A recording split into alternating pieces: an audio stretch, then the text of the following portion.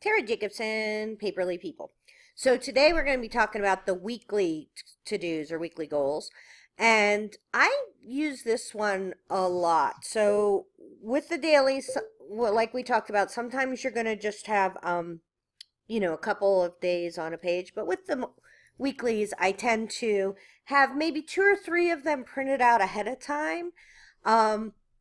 Just for a couple of different reasons. I have a calendar online, and I've told you that before, but that's appointments, and that's not kind of in my psyche.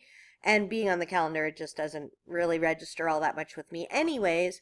So I will put my upcoming appointments for that week. So that's why I have a couple printed out ahead, so I can, put those in as soon as I usually work on my calendar for the coming week on Sunday, so I take a peek. I can really look and see what I have upcoming. I also have things that I must get done that week, and those are going to be sort of, give you an example. I have a webinar on Thursday that I'm doing in conjunction with an association. I have to have the webinar,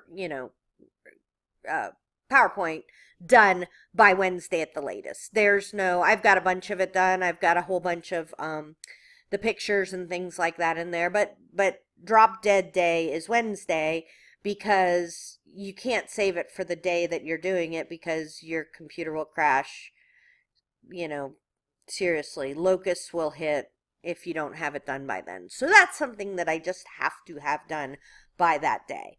It could also be that what I have, mine's a teeny bit different, because over here where there's notes, I have certain things I have to do each week. I have to move some posts for my assistant every Friday, and so I have that there. I send out my Tuesday newsletter, and I send out my Friday newsletter, and so I have those there too.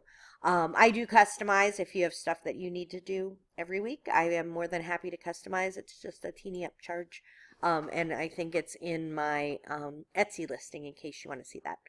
Okay, so the weekly theme is kind of cool. I like to have a theme for the week. So this week's theme is links.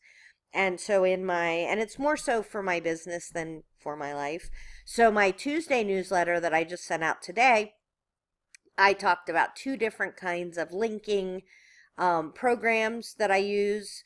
I will on Friday have something to do with links. Maybe I'll talk about how to get more traffic with links, or I'll talk about how, I'll just come up with something fun.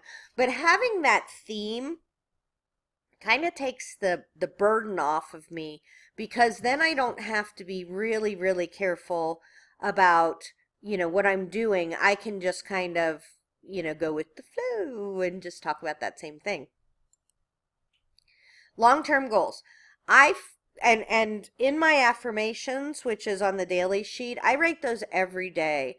I write, that I want to make $10,000 a month just from product sales. I write that I want to have 50,000 web hits a month. And that's from all my websites.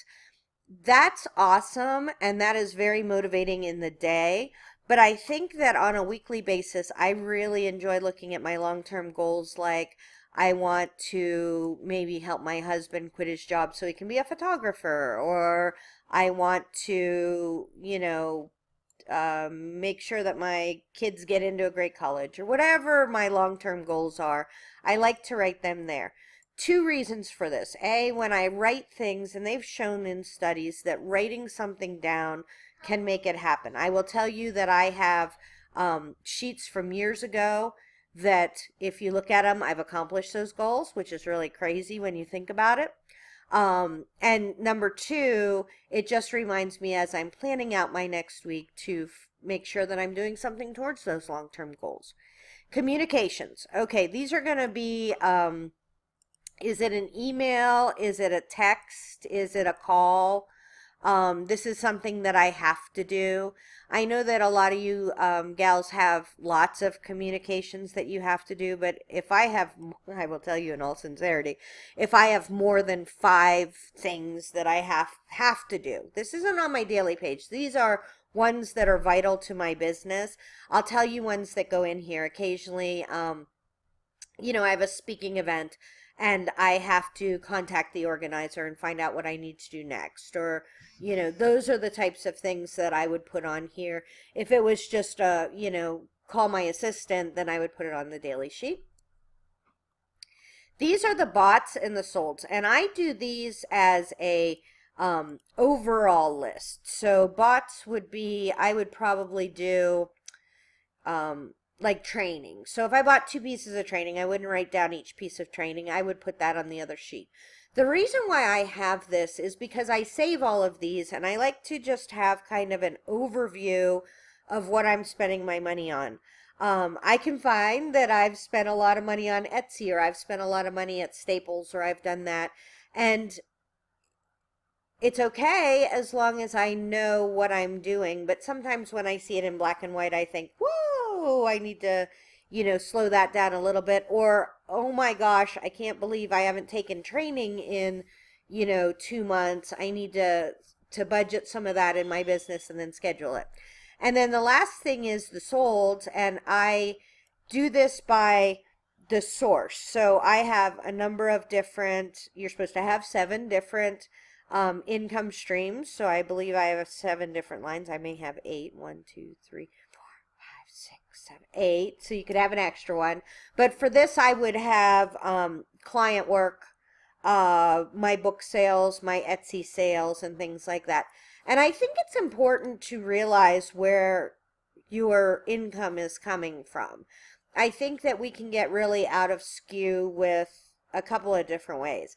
If I don't focus on selling my books, they don't sell. So if my book sales are really, really low for that week, I know that I probably have to spend some time doing that.